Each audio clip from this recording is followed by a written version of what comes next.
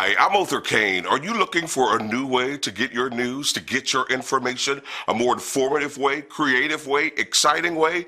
Then your search is over. Join me, Other Cain, every Thursday on Viral Stream TV on YouTube and on my personal Facebook page, Other Cain, for a new way of getting your news. Here's an example.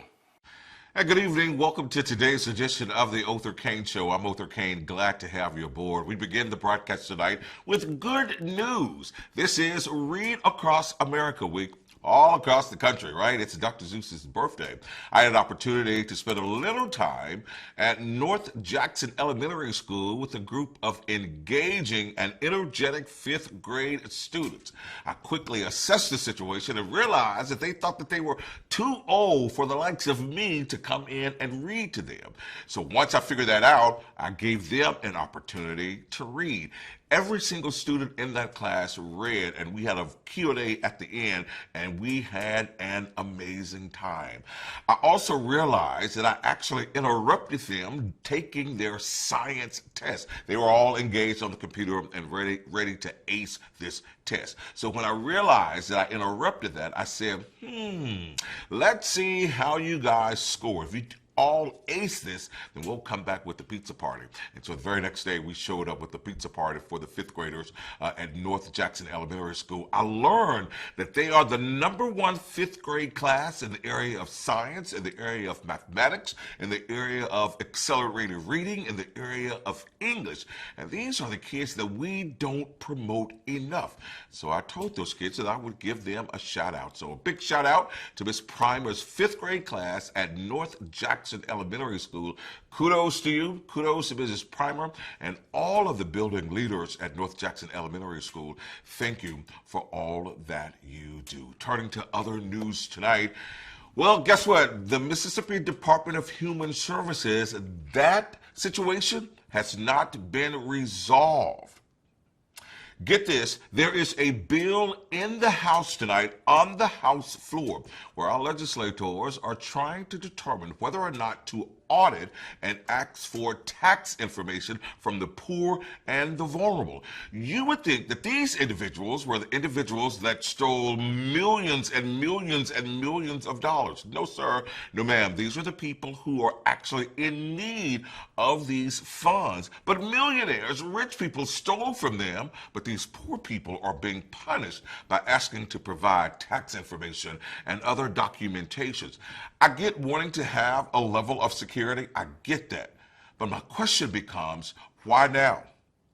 Why were these measures not in place when you got ripped off? The former head of DHS involved in this elaborate scheme. 6 individuals arrested and released already after having stole millions and millions of dollars. State Auditor Shad White is calling this the largest embezzlement scheme in the state history. I know some folk go back to WorldCom and they think of Bernie Ebbers, but those were private dollars. These are public dollars. So therefore, this is the largest embezzlement scheme using public funds. And the other thing about it is these were federal funds. And so United States Attorney Mike Hirsch has been pulled into the equation to try to bring charges or level charges against these individuals.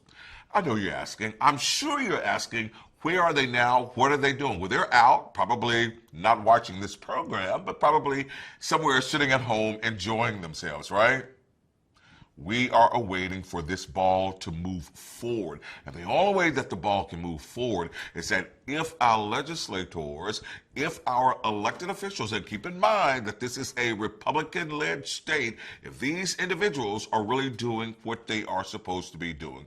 Of interesting to note, and that is Tate Reeves realized that one of the persons that got arrested was a huge campaign funder for his gubernatorial campaign. He did get out front on that by saying that he would put that money or place that money in a frozen account until such a time as a decision has been made about these individuals, and that he would return the money or that he would use the money for a charitable cause.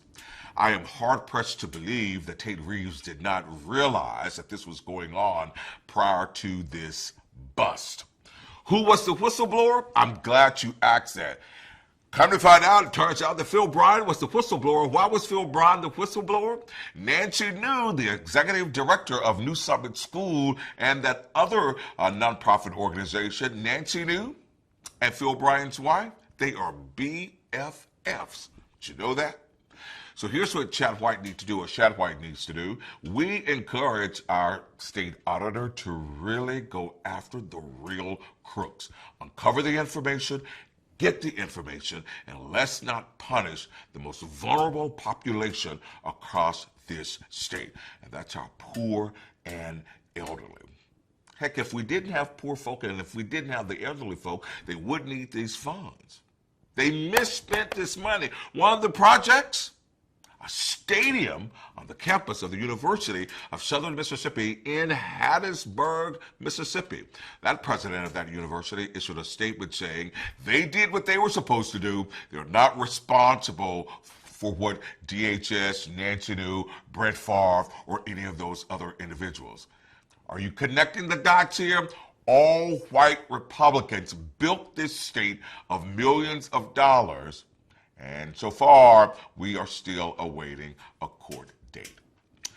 Coming just a little bit local, in Jackson, Mississippi, we're still dealing with issues within the Jackson Police Department. I don't know whose bright idea it was to pull unmarked vehicles, officers who've not been on the streets in years, unmarked vehicles, vehicles with no sirens, no warnings. I don't know whose bright idea it was to pull them to work everyday beat calls. They are doing that. Jackson is almost like the wild, wild west.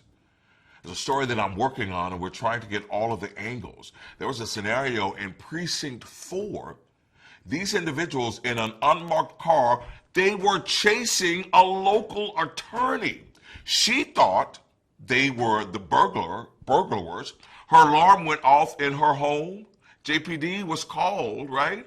The security system called JPD. They were called. They show up at the house. She shows up at the house. She drives by. She sees these unmarked vehicles there. She assumes that they are the robbers, that they are breaking into her house. She passes the house.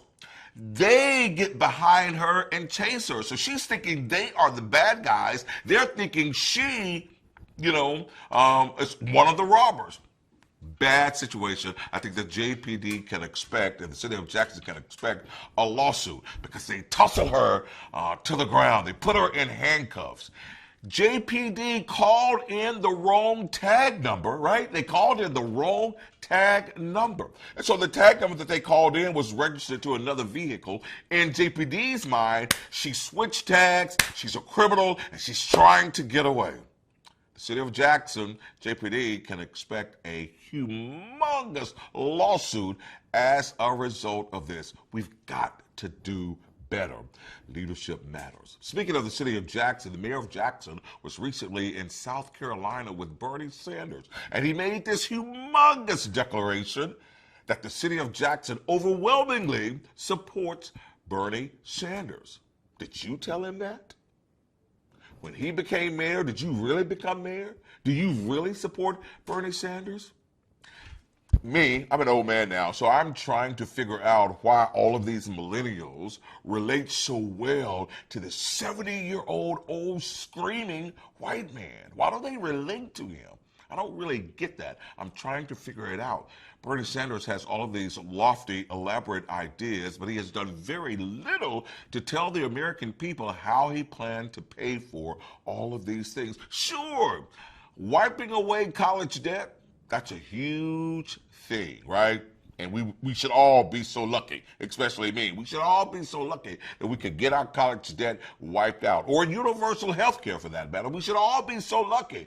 But how on God's great earth are you going to pay for it? I would submit to you that you need to be very, very careful in your consideration of the nominee, Democratic nominee for President of the United States. Here locally, we vote on Tuesday, March 10th. That's our Super Tuesday. Do your homework, do your due diligence, right? Do your homework, do your due diligence, all right? and let's work together to select a good Democratic nominee. I, for one, just don't think Bernie Sanders is that guy. I also think that Bernie Sanders will hurt lower ticket candidates, particularly Mike Espy, because I think as conservative as this state is, they will hang a label over Mike Espy's head and say he's just as much of a socialist as Bernie Sanders. And let me just tell you, folks, we need Mike Espy this time around. We need him. And it takes all of us, or it's going to take all of us, to really get him elected. So when you head to the polls on Tuesday, March 10th, that's Mississippi's Super Tuesday. Tuesday, March 10th, when you head to the polls, make sure you vote all the way down the ballot. All right? That's going to do it for today's edition of the Other Cain Show. Thanks so much for sharing with us tonight. See you next time. That's Other Cain Live on Facebook and Viral Stream TV on YouTube every Thursday at 6:30. Click here